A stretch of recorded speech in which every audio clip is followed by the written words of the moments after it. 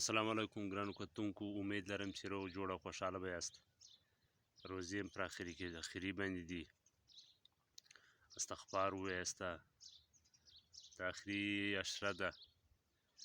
ګوره چې بیا دا روزه پر موږ راسي یا نسي را، او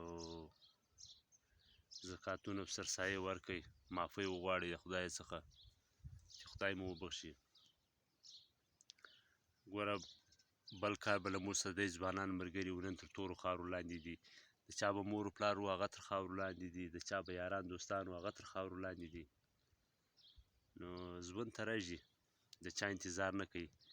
باید چې موږ په هر وخت کې ښه وکړو له هر چا سره، او په کار ښه راځي. د دنیا دولت په کار نه راځي، دنیا دولت په دنیا کې په کار راځي، او نیک عمل هغه موږ په قبر کې په کار راځي، په آخرت کې په کار راځي.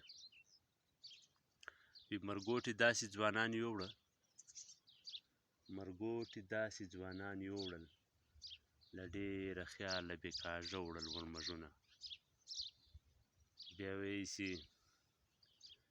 او که دیدن کړې تلوار راوکه، که دیدن کړې تلوار راوکه، او په لوی سفر د بېلتانه روانه یمه.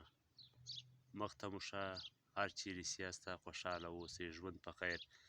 داسې کوم له څنګه سره همسایګان دي، غریبانان دي، کونډې رنډې دي، له هغو سره چې باید موږ مسلمانان مرسته وکړو او په ښه ورسو. نور مو ښه ژوند غواړم، په مخه ښه.